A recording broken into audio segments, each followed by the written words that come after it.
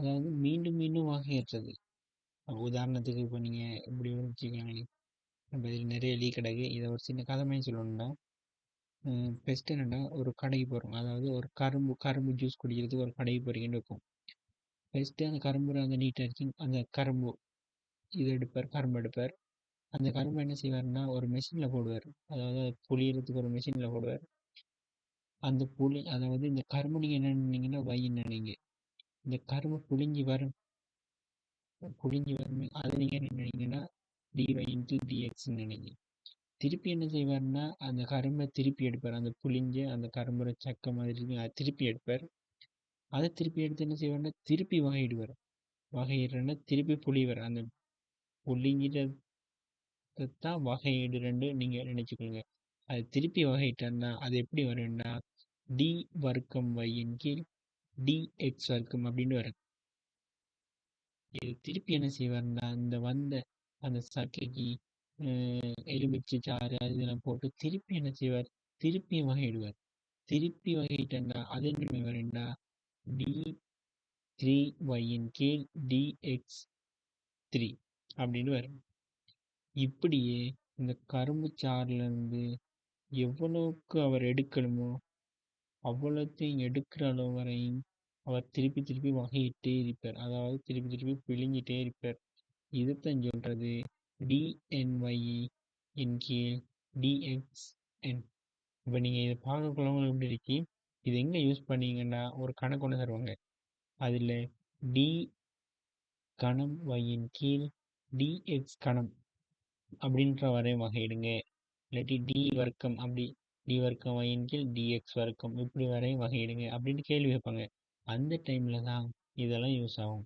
First நீங்கள் இப்படி இந்த உதாரணத்தை பாருங்கள். உதாரணம்னா ஃபஸ்ட்டு ஒய்யை வகையிட்டீங்க, டிஎக்ஸ் குறித்து வகையிட்டீங்கன்னா டிஒய்யின் கீழ் டிஎக்ஸ்.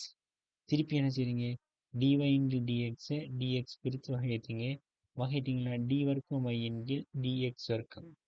ரைட்டா? அடுத்து திருப்பி என்ன செய்றீங்க, டிஎக்ஸ் வர்க்கம் டி வர்க்கம் ஒய்யின் கீழ் டிஎக்ஸ் வர்க்கத்தை டிஎக்ஸ் குறித்து வகையிட்டீங்க டி கணம் ஒய்யின் கீழ் டிஎக்ஸ் கணம். இப்படியே நீங்கள் என்ன மடிக்கு வரையும் வகையிட்டே போவீங்க.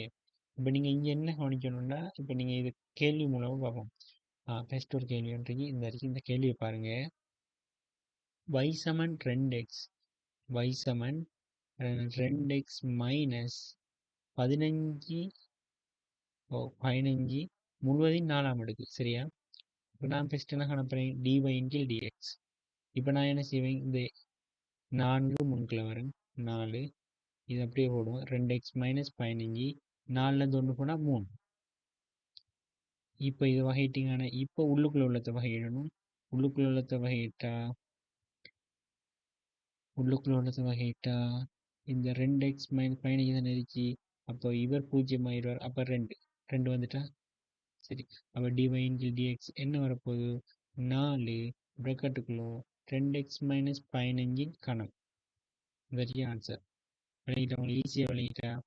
இப்படித்தான் அதை பயன்படுத்துகிறேன். அடுத்தது இன்னொரு கேள்வி பார்ப்போம். இந்த ஒரு கேள்விக்கு திருப்பி அதே திருப்பி வகையிடப்பேன். அதாவது டி வர்க்கம் ஒய்யின் கீழ் டிஎக்ஸ் வர்க்கம். இப்போ இது திருப்பி வகையிட்டேன் என்ன வரப்போகுதுண்டா, இந்த 2 முன்னுக்குள்ள வரணும். இங்கே இது பாருங்களேன் மேலே உள்ளது. இந்த 3 அடுத்து திருப்பி டிஒயின் கீழ் டிஎக்ஸ் கொடுத்தா இந்த முன்னுக்குள்ள வரும். அப்போது 8 தர 3. இப்போ இது அப்படியே பார்த்துடுவோம். இதில் ஒன்று கழியும் 2x மைனஸ் 15 2. இப்போ இவரை வகையிடுவோம். இவரை வகையிட்டா உள்ளுக்குள்ளதை வகையிட்டா இவர் மட்டும்தான் வரப்போறார். அவர் 0 ஆயிடுவார். இந்த இருக்கிறவர் 0 ஆயிடுவார். அப்போ இங்கே என்ன வரப்போகுது, இங்கே என்ன வரப்போகுது 2 வரப்போகுது. இப்போ 24 தர 2 2x மைனஸ் 15 முழுவதும் இருக்கும் அப்படின்னு வரும்.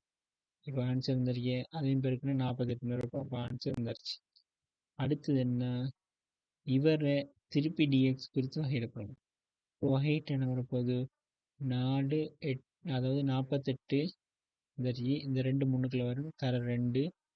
இப்போ இவரை வகையிட்டோம்னா அதாவது இவரை இதில் ஒன்று கழிஞ்சா 2x மைனஸ் 15 உள்ளுக்குள்ள உள்ளது வகையிட்டேன்னா 2.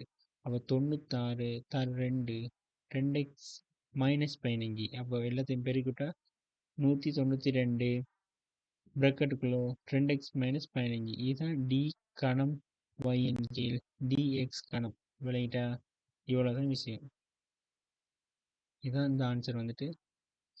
இப்போ இந்த ஒரு அடுத்த கேள்வி ஒன்று, இந்த கேள்வியும் செய்வோம்.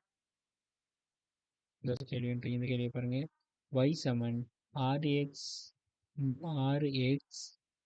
3 கீழ் 2ஆம் அடுக்கு 3 கீழ் 2ஆம் அடுக்கு ப்ளஸ் 2x அரையாம் அடுக்கு மைனஸ் 9x.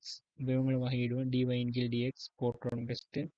இப்போ இவர் முன்னுக்குள்ள வரப்போ அதை மாறி 6 தர இவர் முன்னுக்குள்ள வந்தீங்கன்னா 3 கீழ் 2 இவருக்கு எக்ஸ் மைனஸ் 3 கீழ் 2 -1. ஏன் ஒன்று கழிச்சோன்னே தான் தியரி. அதாவது எந்த தியரியிலேருந்து வரும்னா அதாவது எக்ஸின் எண்ணாம் அடுக்குன்ற தியரி. இப்போ இதை வகையிட்டா என்ன முன்னுக்குள்ள போடுவேன், அதுக்கு ஒரு எக்ஸ் n - 1 இதான தியரி. அதுதான் நான் இங்கேயும் பயன்படுத்துகிறேன். சரியா? அப்போ இவரை முன்னுக்குள்ள வரப்போகிறேன். இந்த 2 இருந்துச்சு. அப்போ அரையாம் அடுக்கு அரையிலேருந்து -1 போனால் அரை -1 இங்கே 9x வகையிட்டேன்னா 9 மட்டும் வரும். எக்ஸ் 0 ஆயிரும், அதாவது 1 ஆயிரும். பெருக்கி வெட்டுறேன். இப்போ இவங்க 2 வரையும் வெட்டி இவங்களை பெருக்கினா 9 எக்ஸின் அரையாம் அடுக்கு, அதாவது 3 கீழ் 2லேருந்து 1 போனால் அரையாம் அடுக்கு. இங்கே ப்ளஸ் எக்ஸ் இவர் வெட்டுப்பட்டுருவார் 2 அரை ப்ளஸ், அதாவது அரையிலேருந்து -1 போனால் மைனஸ் அரையாம் அடுக்கு. இங்கே 9. அப்போ ஆன்சர் என்ன வரப்போது? 9 எக்ஸின் அரையாம் அடுக்கு ப்ளஸ் எக்ஸின் மைனஸ் அரையாம் அடுக்கு -9. இப்போ இப்படி அர்த்தம் என்னென்னா டிவைங்கில் டிஎக்ஸ் எக்ஸ் வந்து ஒன்றுக்கு சமனாகக்குள்ள இதை கொண்டு இங்கே பெருதிக்கிட்டா, அதாவது எக்ஸ்லாம் இங்கே எக்ஸுக்கு என்ன வருமானம் இருந்தாங்களோ அதெல்லாம் எக்ஸ் இருக்கு எடுத்த ஒன்று பெருதிடுங்க. இங்கே எக்ஸ் இருந்துக்கு அப்போ 1 போடுறேன், இங்கே எக்ஸ் இருந்துக்கு 1 போடுறேன். அப்போ ஆன்சர் என்ன வரப்போகுது? 1 வரப்போகுது. சரியா? இவ்வளோதான் விஷயம். அடுத்தது இதில் 2வது வகையிலையும் போட்டிக்காங்க. இங்கே இதை கவனிங்க. டிவைன் கீழ் டிஎக்ஸை திருப்பியும் டிஎக்ஸ் கொடுத்து வகையிடுறேன். அப்போது இது வகையிட்டேன்னா மேலே நம்மளுக்கு என்ன ஆன்சர் வந்தீங்க? இந்த இருக்கே இதுதானே. அப்போ 9 இருக்கி இந்த அரையாம் அடுக்கு முன்னுக்குள்ள வரப்போகுது. இப்போது அரையாம் அடுக்குலேருந்து -1 போனால் என்ன, அதான் எக்ஸ்ட்ரா அடுக்கு. இந்த இருக்கி பாருங்கள். 9 இந்த அரை முன்னுக்குள்ள கொண்டு வரேன், மைனஸ் அரை இந்த, அதாவது அரை எக்ஸ் -2 -1 ரைட்டா? அடுத்தது ப்ளஸ் இவரை வகையிடணும். அதாவது எக்ஸின் மைனஸ் அரையாம் அடுக்கு இப்போ முன்னுக்குள்ள வரும். அப்போ ப்ராக்கெட்டுக்குள்ள வந்துடும். மைனஸ் அரையாம் அடுக்குலேருந்து -1 போனால் என்னென்னு பார்க்கணும். இப்போ டி வர்க்கம் y-இன் கீழ் dx வர்க்கம் 9 கீழ் 2 எக்ஸ் மைனஸ் அரையாம் அடுக்கு மைனஸ் அரை எக்ஸ் -3 கீழ் 2. ஆன்சர் வந்துட்டா? இப்போ இதுக்கு 1 ஆட் பண்ணிங்கன்னா அது இருக்கிற இடத்துல 1 போடுவீங்க. அப்போ ஆன்சர் என்ன வரப்போகுது? 4 வரப்போகுது. உங்களுக்கு இது அழகாக விளங்கிச்சு. இதில் முடிவு வந்தாச்சு. அடுத்தது என்னென்னா திருப்பி டிஎக்ஸ் கொடுத்து வரையணும். டி கணம் y-இன் கீழ் டிஎக்ஸ் கணத்தில் ஆன்சரை காணணும். இப்போ உங்களுக்கு என்ன வந்துச்சு? டி வர்க்கம் y-இன் கீழ் டிஎக்ஸ் வர்க்கம் இப்படி தானே வந்துச்சு.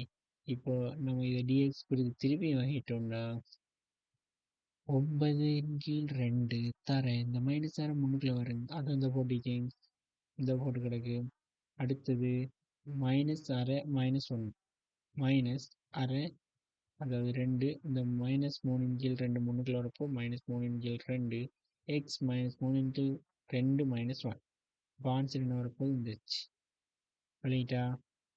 இப்போ இது சுருக்குனீங்கன்னா எக்ஸ் சமன் 1 போக்கில் -6 கீழ் 4 அப்படின்னு வரப்போகும்.